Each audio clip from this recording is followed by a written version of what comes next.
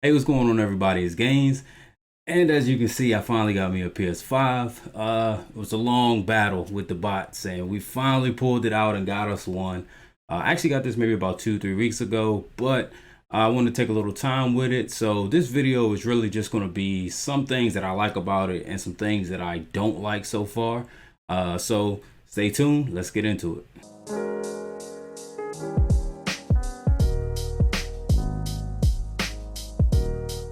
All right, so first off, I want to start with the bad. We can go and get the bad out the way so we can get to the good. And I just want to preface everything that I'm going to say that's bad about the console as these are just my opinion. These are just things that I personally don't like, but it doesn't mean that they're actually overall bad and that everybody's going to hate them. Obviously, what's good and bad, what you like and don't like is going to be your own personal preference and your own personal opinion. So just want to let that be out there so people think, oh, he's bashing it. No, I'm not bashing it. I actually really like the console, but I feel like there are a couple things they could have did a little bit better. My first gripe with the PlayStation 5 is actually something that I wasn't going to have to deal with, but I ended up having to deal with because of the demand was so high and the supply was apparently not really all that low, it turns out, but you just couldn't get one. And that is actually the disk drive. The disk drive is loud, and it's funny because it's not something new to the PS5. The disk drive was pretty much the same exact loudness on the PS4 and the PS4 Pro, but the PS4 Pro and the PS4 had extremely loud fans. Like the fans were crazy, like jet engines taking off in your room every time you put a game in. So I feel like that really masked the disk drive sound. So now that the PS5, came out and Sony really went to bat at getting rid of that fan sound, but now it runs whisper quiet. So it's like it's great that it's really quiet, but now the disk drive sound is really pronounced. And anytime I'm playing a physical game, I can hear that drive spinning up periodically, checking for the disk. So the second thing is actually the disk drive again. I know what you're thinking. You're probably like, what is it now? What is it with the disk drive? So I actually didn't even notice this until maybe about 2-3 days ago. I went to put in Final Fantasy 10-2, the HD remastered version on PS4. I put it into the console. Obviously, it had to install to the console hard drive, which is fine. I expected that. But what I didn't expect was how slow it was installing. Like, I was like looking at it, I'm like, why is this going like 30, maybe 40 megabits a second? And I'm sitting there like, this hard drive is ridiculously fast. So what is going on? And then that's when I realized it's a bottleneck. The drive in this, the Blu-ray drive, is now the bottleneck from transferring the disk contents over to the hard drive. So it took about it was like a little over 15 minutes in order to copy it to the drive. So, I just had to wait. 15 minutes obviously isn't a ton of time, but I didn't realize that how slow that disk drive copies data over to the hard drive. And now, since we don't have a regular SATA hard drive that we had in the PlayStation 4 and PlayStation 4 Pro, and we have this super fast SSD drive in the PlayStation, it really made it more pronounced that disk drive does not move data that fast. So it was like, well, this kind of sucks because now I'm waiting again. It would be nice if we had a way to kind of install the game faster, which is weird because now I'm like, well, if I'd have bought the game digitally, I would have got it to the console a lot faster because my bandwidth is a lot faster than what that disk drive is pushing out. So those are my two gripes with the disk drive, and we can leave that alone now. Okay, so number three, third thing that I don't like about the PS5 is why can't we use the expansion slot for the SSD or for the M2 sticks? What is taking so long for Sony to turn the key, or I don't know what they have to do in order to let us actually be able to utilize it, but the console's been out for a month now. I don't know what the holdup is, why they aren't letting us use it.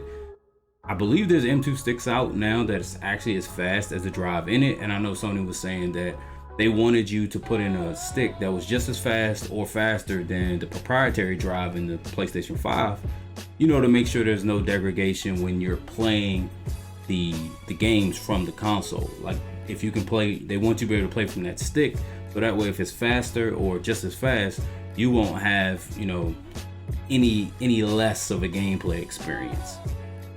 But my question is, again, what's taking so long? Like, I don't want to utilize an older hard drive, mostly because the one I have isn't even an SSD. So it's like I don't want to be moving games over there. I would rather just buy an M2 stick it in here and have better storage, and also be able to play from it as well. So I'm not really sure what the holdup with that is. Like, did they really not even build it out in the firmware yet? Maybe it was trying to get the PlayStation out the door and they just didn't really get around to actually implementing that feature yet. So that could be what's taking so long. But yeah, that's my third thing. I really wish that they would do something and kind of get on the ball about giving us access to that expansion slot. All right, so fourth, final thing that I don't really like about the PlayStation 5 is the size. Like, this thing is huge. I'm just not a fan of a big console. Really, I'm not a fan of like any piece of technology that's really huge. If you can make it small and compact, that's better for me. I understand why they went this route. I'm sure it was to alleviate the heating issues inside of the console, obviously to allow for better airflow, and that probably also allowed them to make the fan a lot quieter. But that doesn't mean I actually have to like the design. It's functional, and that's really the most important thing. So I don't want to knock that of it. I'm happy it's functional. I'm happy the actual output that we got from it, or the actual finished product. You know, I love how quiet it is. Obviously outside of the disk drive, which I spoke about earlier, but from a fan perspective, and the console never really gets hot. It's done well, and I understand why they needed extra size. That doesn't mean I have to like it from an aesthetics look, and it just takes up a ton of space on my desk. Even though I stand it up, it's just stupid big. It's like, I look at it and it's like almost as tall as my monitor. It's just huge. It just sticks out all the time. And I guess that could be a good thing for Sony, because as soon as somebody walk in the room, they're like, you have a PlayStation 5. And it's like, yeah, I know it takes up like 50 square feet in my room. But to me, I hate that. I want something kind of small, put away, you know, to where I can have my workspace look really clean. All right, so we're done. We're done with the semi-bash. We're done with that. This is what I like about the console. First off, the design. Now I know what you think. You're like, wait, bro, you just said it was too big. You hate the size of it. That's true. I hate the scalability of the design. I hate the scale of it. That's horrible. But the design, from just eye appealing or eye appeasal, whatever you want to say, this looks really good. And if I had the digital, I would like it better, because you get rid of this lump and you bring back that symmetrical design that this thing really should have. I don't like the tumor on the side of it. I just don't. But removing those two things, I really like how they went for the more futuristic appeal. You know, a more of a exotic type design. It's actually a really good looking console. I'm going to customize mine from a design standpoint, because the white is cool, but I got something else in mind for it. I'm waiting for it to come in. So when that does happen, I'll actually pull out a video showing, you know, how I changed this around for more of a more personalized look for myself. But outside of that, I do love the design. I like what they did with it. So kudos to Sony on that one. Second thing that I like about it is this bad boy right here. This controller. The controller is probably my favorite Sony controller by far. Is it my favorite controller by far? No. I still don't like this one better than the Xbox controller, even though this one definitely had a lot more of a leap forward when it comes to actually changing things about the controller. The Xbox controller really was just almost carbon copy. They changed a few things, just kind of tweaked it a little bit, you know, but it really went for more of a, hey, if it ain't broke, don't fix it, you know, type mindset.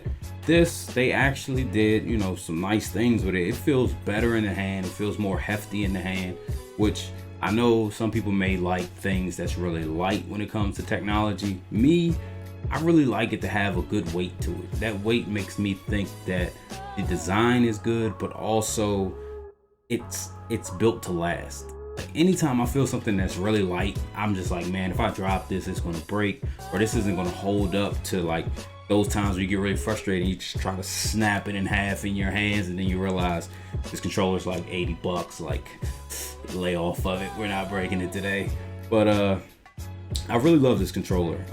My only fear with the controller is the adaptive triggers. These adaptive triggers, it's really cool, but I mean, I just feel like they're not going to keep getting used, and they're going to get pushed to the wayside. Developers are going to stop implementing them. That's my only fear with it. I do like them, but I think they're going to go the way of the big button here. It used to be a touchpad, but as you all know now, they turned that into just to a big glorified, usually as a map button. But that's really what it's become, and I'm kind of worried that the triggers are going to do the same. They'll just turn back into standard triggers, especially because I feel like in competitive gameplay, online gameplay, especially for like Call of Duty, things like that, people are going to turn this off. Nobody's going to want the shotgun to be harder to pull down than the handgun or the sniper rifle, or they're holding down the LMG and it's like jumping up trying to get out of your hand. People are not going to like that. You get shot one time and you think you were supposed to kill him, you turn them off. You're like, screw this is messing me up. We know how it is when you start losing, things get changed real quick and you complain about stuff even faster. So I do feel like that they're probably gonna go to the wayside, but I like them. Either way, I still like them, and I think they were a great addition. Okay, my third thing that I love about the PlayStation 5 is just the speed. The speed is crazy fast, and I know there's PC players out there that's like, yo, we've been had that, but I'm just happy it's finally come to console. I'm a majority console gamer myself, so I know that there's better out there. I know that SSD drives have been around a while. I know all that stuff exists, but I'm not a PC gamer, so I really didn't take advantage of it much outside of some games that were already 60 FPS like Destiny on Stadia before it came to console. So I kind of had a taste of it there, and honestly, Stadia was my first dive into 60 FPS. I believe there may have been a couple games on PlayStation 4 Pro that did do 60. I'm not sure how consistent it was, but now that they've brought it to this, and most of my friends play on PlayStation, so now I really get a chance to really appreciate it consistently and being able to play with people I know. So I'm really glad about that. I feel like graphically games look beautiful. I mean, I played Spider-Man Miles Morales, and in performance mode, it's really good. I love the 60 FPS, but the game looks beautiful, especially indoors when you walk inside of buildings and you're indoors in that atmosphere. When you see the quality mode, when you get now granted quality mode is 30 FPS, but you really get that ray tracing kind of ramped up. Man, those things look beautiful. The reflections, it's really a different game when you put it on quality mode. So I'm really impressed with what they're doing, and obviously this is just the launch. We're going to get some crazy games coming out. I'm still waiting on Naughty Dog to push something for this. We know Naughty Dog is definitely going to make the PlayStation 5 shine, because that's what they do. They're the PlayStation, they're really probably the PlayStation's #1 developer on always showing the competition, like, y'all did good, but this is what this bad boy can really do. Like, they always set the bar, so that'll be interesting to see what they do with this technology. So finally, the last thing that I'm really enjoying about the PlayStation 5 is I really don't know if I can chalk it all up to the new speed of the console, the speed of the SSD, but just the interface in general. Like, the interface for the PlayStation 5 is extremely snappy. The PlayStation 4 Pro, it always kind of lagged behind, and there's nothing that was worse than the PlayStation Store. The PlayStation Store is god awful. Well, was god awful. I used to have to load it maybe 2 or 3 times. I'd have to back out, go back in, back out, go back in, just to get it to load. Now granted, I don't think it's that much of an issue due to the hard drive. I really don't know if maybe the application itself just wasn't really that optimized. I don't know what the bottleneck was. Maybe it was the hard drive, but the new interface and the new PlayStation Store overall interface is just butter when it comes to this console. I'm enjoying it, but it's even better on the phone. So that's kind of what makes me think like maybe it's not so much of the console itself. Maybe they just kind of was like, look, we really need to kind of make this better. Like this has been a sore thumb for a while. So let's revamp it, give it a better performance overhaul, and really do something good with this. So I'm really enjoying that now. Finally, I don't dread going to the PlayStation Store every time I open it up. So kudos to PlayStation on that. But yeah, love the PlayStation Store now. So that's going to wrap up my first impressions of the PlayStation. I'm actually going, well, I have the PlayStation. I have the Xbox Series S, which I did a video on that a little while ago. You can look up one of these places for that if you want to go check that out. I have the Nintendo Switch, and I'm working on other things. So I want to get out some more content on this, and also on the Xbox, and also on Stadia. There's some things I just want to kind of compare. See, I do believe that obviously this should beat Stadia and this should beat the Xbox Series S, but I just want to compare it and see like how much does this win, and I also want to do some comparisons with this going back to the PS4 Pro, some of the games that kind of stayed on both generations, to where Miles Morales was on the 4 Pro, as well as, I keep pointing at that. That's the PlayStation 3. I don't know why I pointed over there, but the 4 is supposed to be over there. So that's why I keep pointing there. For the Pro and for this, and just kind of see like how big the jump was. So stay tuned for some of that content. But if you like this content, if you like this video, then like this video. And if you want to see the content that I'm speaking about in the future, whenever it comes out, then subscribe to the channel. And you also get to see other cool stuff. Like Keith just had this ballin' ass Assassin's Creed Ezio statue. That thing was crazy. So check that out. That's up there too. But yeah, and hit the bell, notify yourself, let yourself be notified when this content is dropping and gracing your phone or your media device that you're consuming us on. Yeah, we out, get out, we done.